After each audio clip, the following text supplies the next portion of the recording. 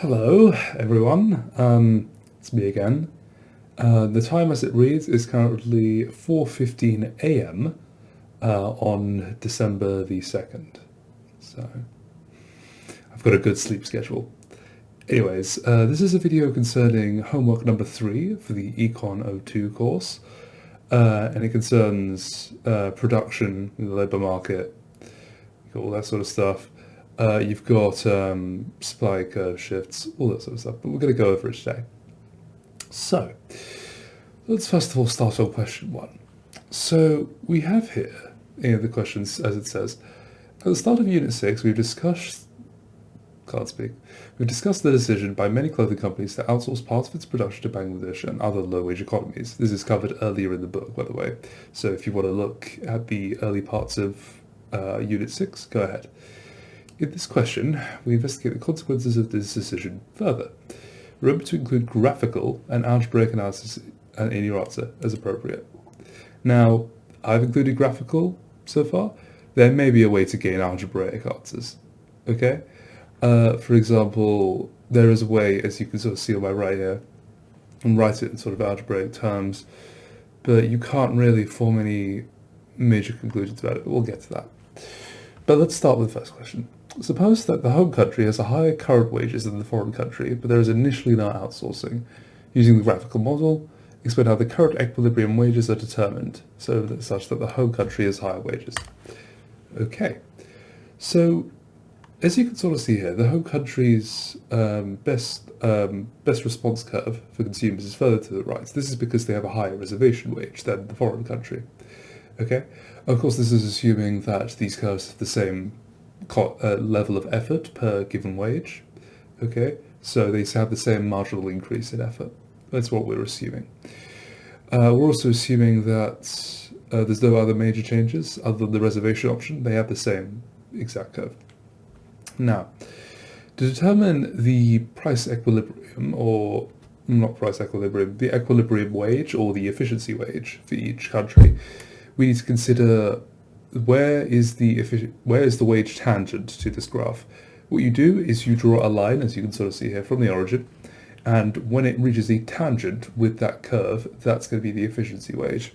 So you can see here, I've drawn a line between the origin and going up then, and that has been tangent at this combination, an effort of F and efficiency wage of F. You also got the same thing for the home country, where you've got an efficiency wage of H and an effort of H. So as you can sort of see here, you've got a higher wage and a higher level of effort for the home country. But what's notable here is that the efficiency wage is lower in the other country. As you can sort of see, it's steeper. A steeper line essentially means we're getting more effort per unit we invest, essentially. So if I invest in this worker in the foreign country, they might give me 4 units of effort for 1 increase in hourly wage versus 3 units of effort in the home country. So, therefore, right, that's going to be better for us, right? If these people are more efficient, then we should outsource labour, right? So that's what we're going to talk about next. Now, suppose that firms in the home country start outsourcing some of its production to the foreign country. Explain how your model will change and how this will affect the equilibrium. Now, think of yourself as a worker in each one of these countries, okay? If I've heard as a worker in my home country that the company is starting to outsource labour, I want to make sure that I'm still employed. That's what I want, okay? Now, there are 2 things that you can do here. You can either, as you can sort of see here, reduce the reservation wage, okay, saying I'm willing to accept more. This normally happens with higher levels of unemployment as well. When unemployment rises, your reservation wage drops, okay, because you're expecting that you're going to be fine with less if the other option is being unemployed. So there's a possible shift to the left here. And you can also say the foreign country shifts to the right because their reservation wage increases with increased employment. But again, that's one option. My method, and I think this is a little better, but again, if you've done the shifting, I think it's fine, but I'll go over mine. If I were working in the home country, I want to raise my effort, really. Mostly because if I raise my effort, my efficiency is going to be equal to that of the foreign country. Okay, so if I raise it high enough, I'm going to have the same value to the company as a worker in the foreign country would. So you can sort of see what happens here. Okay, see this yellow arrow representing the change from the home country before outsourcing to after. You can see that it's sort of risen, increasing the effort. Now in the foreign country, they know they're in a more advantageous position. Okay, they know the company is now outsourcing jobs for them. Okay, so they're in a better position. So they're not really going to work as hard. They're going to reduce their effort. Okay, this is what happens to both curves. The home country one will extend in the y-axis, and the foreign country one will contract. Once they've both done this, they'll both reach a point where the efficiency wage is the same. As you can sort of see here, I can draw a line and it will be tangent to both curves, meaning that their efficiency wage is the same. This means I don't have an advantage either way of outsourcing labour, so it's just going to stop there. It's possible that some people have already been laid off since this time, and perhaps more. So there's probably going to be a fair deal of more workers outsourced in this sort of interim period where the foreign country is still more efficient. But once we reach this new equilibrium where both countries are sort of the same efficiency wage, then we're going to stay there pretty much. Because there's no benefit to any other thing. There's no other benefit. Of course, you can shift your curve to the left, which will give you the same effort wage combo that we've seen earlier. So they're all going to sort of go here. Otherwise, all going to be at the because if the home country moves to the left, they're all going to be at that foreign wage as before, because they're reducing their reservation option. Okay, let's go over question 2. So we're going to just make one generally. So you guys are familiar with this. This is just for consumer and producer surplus. You know what this is. We've also added that little number in there. This represents, here we go. So actually, let me go over number 2. Let's head back to the product market side of the clothing industry in the home country we were discussing in question 1. In this question, we consider the effects of different levels of competition in this market and how government intervention affects consumers and producers. And we're supposing that in a perfectly competitive market that we can sell 4,000 yards of cloth at £2 a yard. Okay, if the firms in the market now decide to form a cartel and raise the price to £2.70, what's the effects? And so what you can do here, I may have messed this up. So you see here I'm using curves to represent supply and demand. It's a little more accurate, but the problem is it's harder to model. That's the problem here. If you had a linear demand curve, then you could quite easily figure out what the... Actually, you might not be able to. Anyway, but essentially, I've just left this blank for now. But this is what it's going to look like. So you've got that supply raising there, which is going to increase that producer surplus, but it's going to leave this big deadweight loss block behind. And obviously that's also going to reduce the consumer surplus as well. Now overall here, the total surplus has decreased. Okay, you see we had the surplus before, and now it has decreased overall, right? We've also got, and that's for the next question. So the effects of the producer surplus, you can see that, well, first of all, consumer surplus has been eaten out, okay? You can see that the formation of a cartel has overwhelmingly disadvantaged consumers. They're now paying a higher price, so their surplus is going to be much reduced. You've also got a expansion in producer surplus. You can see that they're taking that whole big area now back for themselves. That was previously consumer surplus. And they're not losing as much out of it. So before they had this, all we have to do to gain this is to lose this small part of the deadweight loss. Only half of the deadweight loss is producer, remember? So that's going to be a benefit for producers. So the cartel benefits producer surplus and makes life for consumers worse. Plus it adds the deadweight loss, which is just an overall bad for the efficiency of the market. Then if we move down, we're going to talk about taxation. The government in the home country is unhappy at the actions of the clothing industry, both in terms of forming a cartel, as we saw before, and in terms of outsourcing and cutting jobs at home. A bit of a controversial way to put a tax, but that's alright.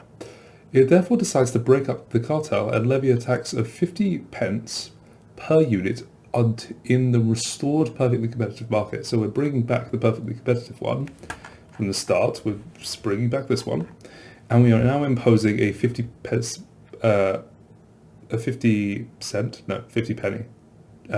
tax, pretty much. Explain using an appropriate model how this affects consumers, producers, and the government. So let's start with consumers. Okay. All right. Now, with the new supply, you're going with the new supply under the tax is going to be raised. Okay, so the price is going to increase. Now, this reduces consumer surplus because consumers do have to pay a little bit more for the product. Note here that I've written on the axis 2.25 and 1.75. This assumes that the intervals are equal. The only thing that you need to do here is make sure that that interval is 50p large. It should not be £2.50 to £1.50, or it should just not be £2.50 at all, because then you'd have a £1 tax. Okay, remember you were talking about the size of the gap here, not just the numbers. So you got that taxation revenue as well for the government. So the government is collecting from this. Okay, but the main person who's being affected here are producers. Okay, this entire section they've lost. They've lost an entire section of revenue. So they're going to be losing out mostly on this. So this acts as a punitive measure for the producers because of their unfair business practices and amoral ones. Yeah, they've been punished essentially with this taxation. And because it's mostly affecting producers at this point, as you can kind of see, well, in my model at the very least, well, actually, yeah, we can't really say for sure who it affects the most actually right now. But this is how it's going to sort of go.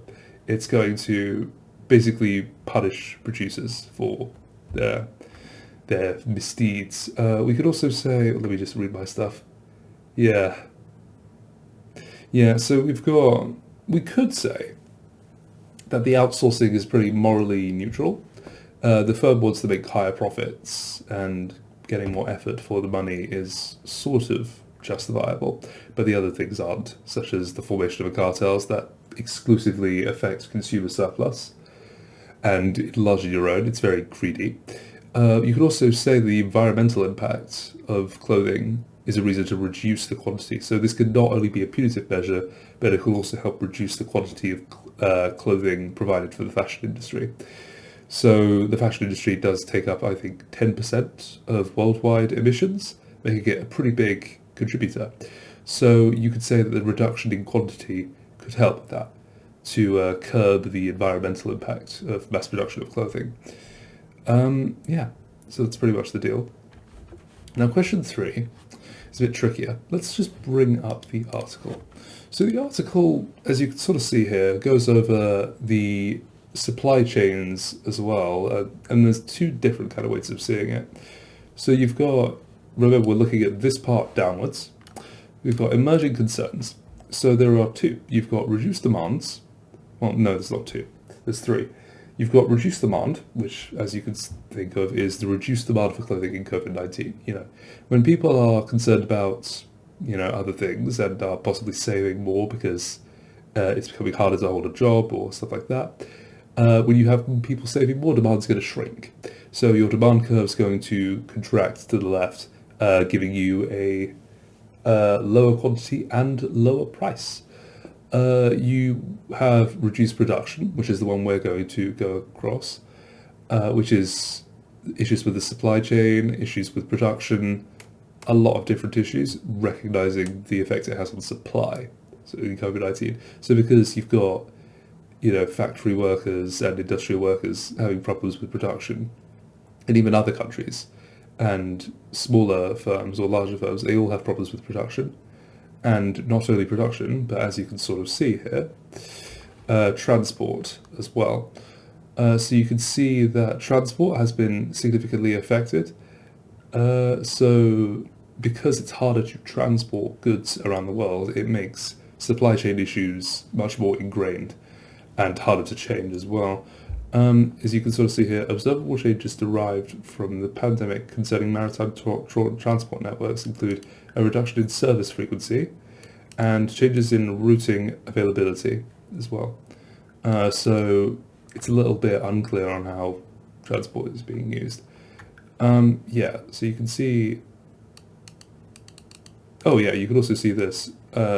It's the fashion industry lacks sustainability, and especially with fast fashion. So this method could be used to curb things. But yeah, we're going to talk about the effect the reduced production has had on the fashion industry. So if we reduce production, as you can sort of see in this graph here, you've got a reduction in supply right back up here. So you're going to have a massive deadweight loss segment if you have a shock in supply, right? And it's going to go all the way up, and you're going to get a much reduced producer and consumer surplus. So you're reducing that a hell of a lot. So you've got these much more contracted surpluses here. Now, if that surplus is thin enough, then you're essentially going to reduce the profits for the company. And if the company has reduced profits, then it can't afford to keep on as many workers as it did before. So unemployment's going to rise. Okay, we're talking about this in an industry perspective as well. So again, if producers in the fashion industry have a lower surplus, they're not going to be able to afford as many workers as before. So they'll start laying off some people. This increases unemployment, which, as we remember from the labour demand curve, shifts the best response curve to the left. So that's what this is going to look like. We're going to have a best response curve, and it's going to be shifting to the left. Now remember, we've got to state our assumptions here. So we are assuming we're working in a perfectly competitive market. If we were working in an oligopoly or a monopoly, we'd have a significantly different structure to coping with supply shocks and stuff like that. Given we have complete price determination in a monopoly, we wouldn't have issues with pricing or much of anything really. So again, assuming that this is the perfect competition that we've been talking about. We're also assuming that, what else did we assume? A few things. I'm not finished actually. We can assert that in the labour discipline, the best response curve for a worker will be to shift to the left. Yeah, because a worker's reservation wage is going to decrease because they know, due to the higher unemployment, that they're more likely to lose their job. Okay, and if they lose their job, they're going to probably have to wait a longer time, which means their reservation option is worse than before. Okay, so that explains the sort of shift. We're also talking about elasticity. So if the demand graph was highly, I believe it's highly elastic. Yes, if it was highly elastic, we would essentially see a massive difference in price for every new difference in supply. So you'd see a massive increase in price when supply contracted and a massive decrease in price when supply expanded. So demand elasticity is important. Also, if you have inelastic demand, you're going to see nearly no change in price when it comes to supply shocks. In this case here, and in the fashion industry, how responsive should we say that fashion is to supply and demand shocks? So say we have just no new fashion coming in, so it all just dries up. Okay, does demand change? Well, the thing is, I don't buy clothes that much, which is kind of weird for me. But the thing is, clothing is kind of an essential thing. Now, it depends what sector of the fashion industry we're really talking about. If we're talking about high fashion, the approach is a bit more nuanced. But if we're talking about regular clothing, then it sort of acts as a kind of necessity. People do need clothing to survive. Perhaps not always extra clothing, but they do need it as well. So we would say that it would be relatively inelastic, the demand curve, okay, for clothing. In fact, hold on, let me search this up. Clothing elasticity. Oh, demand elasticity. Because if it came up with elasticity on clothing, then it's, here we go. We've got the price elasticity for fashion products. Demand. That was probably here somewhere, wasn't it? Here we go. We have got... yeah, here we go. So we've got a 1.25, fairly elastic. I'm not entirely sure of the validity of this anyway.